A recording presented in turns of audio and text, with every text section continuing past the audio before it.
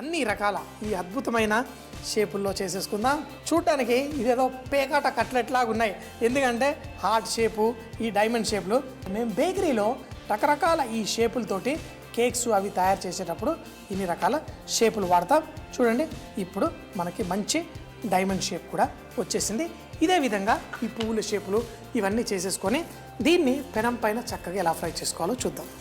వంటలు మనం ఇంట్లో చేసేటప్పుడు కూడా ఒక్కొక్కరికి ఒక్కొక్క రకంగా ఇష్టపడతారు. కొంతమంది ఏమో ఇలా పెనం మీద కాల్చమంటారు, కొంతమంది ఏమో ఇలా వేడి నూనెలో ఫ్రై చేయమంటారు. అందులో మెంతులు వేసా కొంచెం చేదైతే ఉంటుంది, చేదు లేకుండా అస్సలు ఉండదు. మరి దీన్ని మీకు కరకరలాడుతూ కొంచెం చేదుగా ఉన్నప్పుడు కరకరలాడుతూ తినడం కోసం ఇలా సన్నగా మనం ప్రెస్ చేసుకొని కూడా చేసుకోవచ్చు. చూడండి, ఇలా మన మసాలా వడ ఎలా చేసుకుంటామో అదే విధంగా చేసుకొని మనం ఇటుపక్క నూనెలో మనం ఫ్రై చేసుకున్నాం. చూడండి, 1 2. అయితే ఇలా లావుగా ఉన్న మనం నూనెలో ఫ్రై చేసుకోవచ్చు, కానీ ఇది కొంచెం ఎక్కువ టైం పడుతుంది. ఇటుపక్క పెనం ఉంది, ఈ పెనం పైన మనం నూనె పోసేసి చేసుకున్నాం. చక్కగా ఇలా నూనె వేసి ఈ కట్లెట్లని మనం చక్కగా ఇలా ఫ్రై చేసేసుకుందాం. డైమండ్ షేపు, మనకు కావాల్సిన అన్ని రకాల షేపుల్లో మనం ఈ కట్లెట్స్ని ఫ్రై చేసుకుందాం. చూడండి, ఇలా మంచి రంగు వచ్చేంత వరకు వీటిని కొంచెం దూరం ఉంచుదాం. మంచి రంగు వచ్చిన తర్వాత మరో పక్కన కూడా ఫ్రై చేసుకుందాం.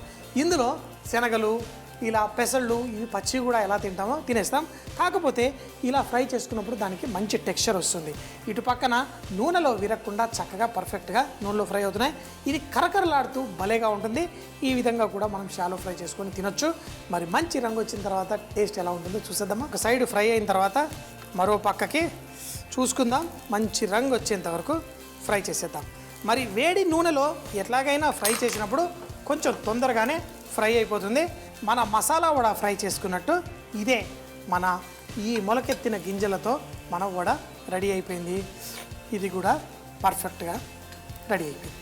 సో మరి ఇలా స్టవ్ మీద కూడా మనం చేసుకునేటప్పుడు కొంచెం మంచి రంగు వచ్చేంత వరకు వేయించుకుందాం.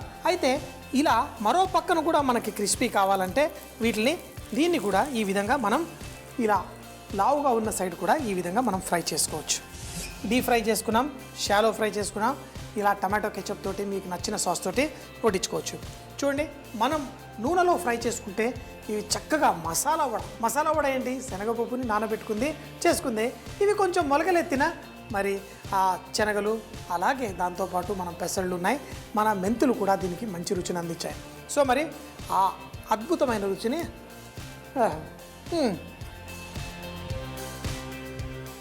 మసాలా వడలు కూడా ఒక్కొక్క ఇంట్లో ఒక్కొక్క రకంగా, కొంతమందికి బాగా కరకరలాడుతూ ఇష్టం.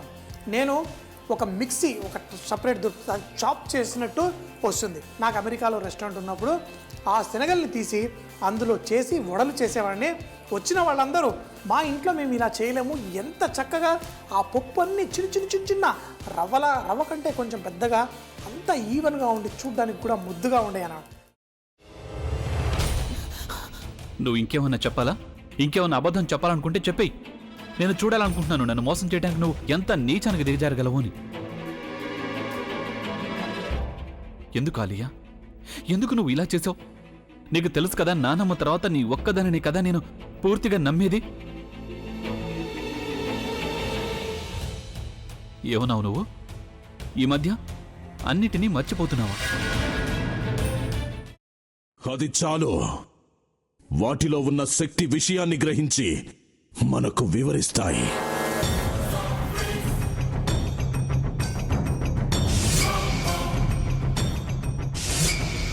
ఎవరు ఆ దండ విప్పొద్దు, గది తలుపులు తెరవద్దు.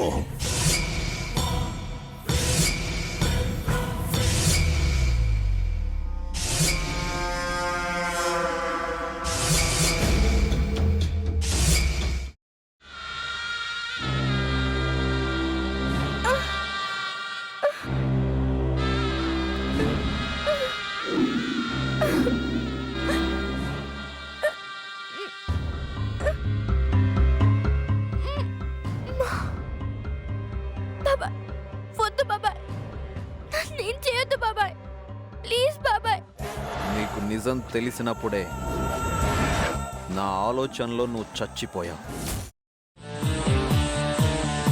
అబ్బా ప్లీజ్ కొంచెం తినండి ప్లీజ్. భీమారావు గారు మీరా? ఇగో మీరా కాదు సక్కుబాయ్. అవును, మీ పనామే లేచిపోయిందని చెప్పి కంప్లైంట్ ఇచ్చినావు కదా. రేయ్, ఆయన కంప్లైంట్ ఇచ్చింది లేచిపోయిందని కాదు, కనిపించడం లేదు అని. అచ్చా, అట్లానా? సరే మేడం. ఇడియట్. ఆ వంట మనిషి పేరేంటన్నారు? రత్తాలు మేడం. ఏం పెద్ద మంచి, నీ వంట మంచిని కూడా మేడం అని పిలుస్తావా? రేయ్ హాఫ్ బ్రెయిన్,